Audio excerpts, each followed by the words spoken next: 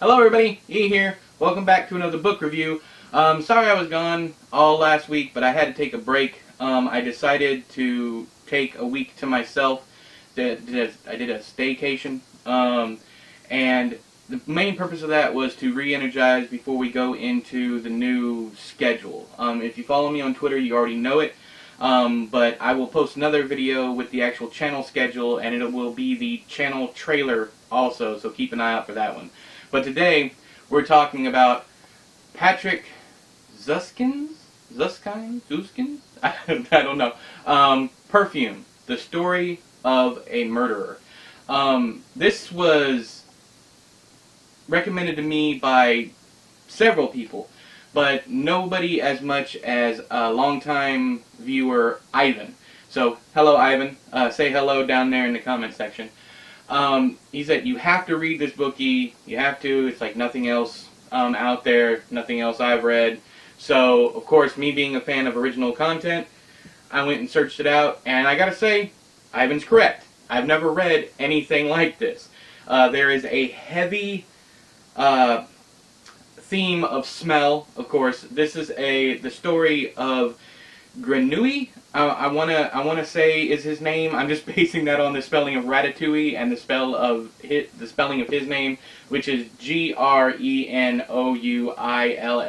I'm thinking that's Ouille there at the end.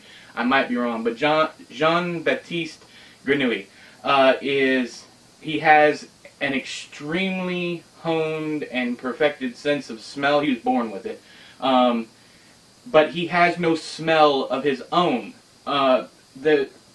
Throughout the entire book, I was wondering how and why all this was going to come into play. I had no idea. I just thought it was a unique twist on the serial killer genre kind of deal.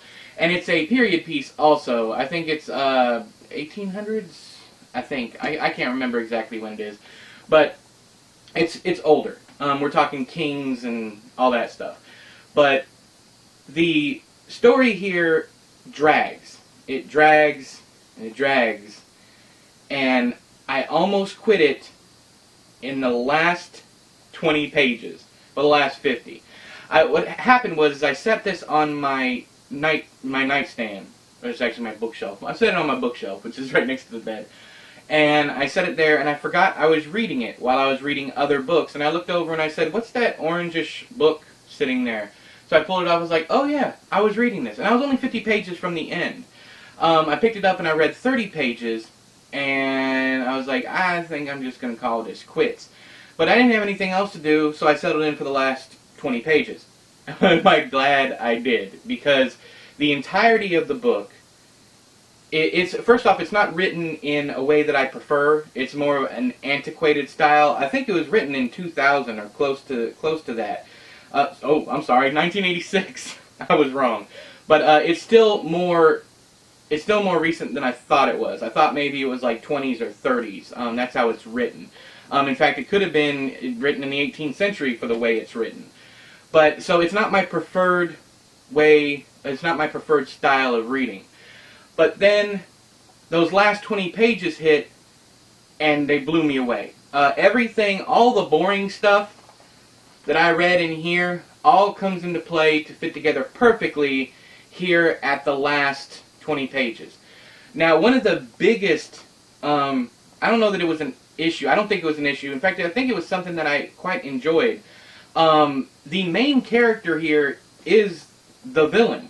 You don't have a main character throughout the book that is an antagonist. Sorry, a protagonist. You only have the antagonist that is throughout the entire book. People come and go out of this guy's life, but mostly you're dealing with the killer. I thought that was rather unique. Really, the only reason why I am not giving this 5 stars is because of all the stuff that came before those last 20 pages, because I didn't like any of it. Now, is it needed? Yes, it is needed, which is why I give it why I'm giving it 4 stars. And you can read a better, more succinct review of this if you prefer to read it. I'll leave the link down there. I already have it up on Goodreads.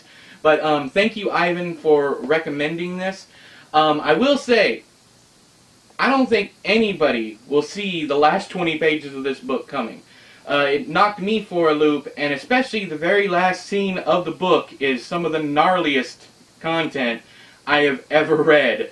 It is not up there with the most disturbing, but it's definitely, I was like, wow, that he went there. And I'm not even talking about the scene before that, I'm talking about the very last scene of the book. So, can I recommend this? I don't know. If you like period pieces, historical fiction that is written in that time frame, like the 18th century, in that style, you might enjoy it. I don't know, but honestly, the only reason I enjoyed this book was for the last 20 pages. So again, thank you, Ivan, for recommending this. Definitely, I don't regret reading it, and it's definitely going to stay with me for the rest of my life. So, until next time, I have been E, you have been you. This has been another book review. I'll talk to you guys later. Bye-bye!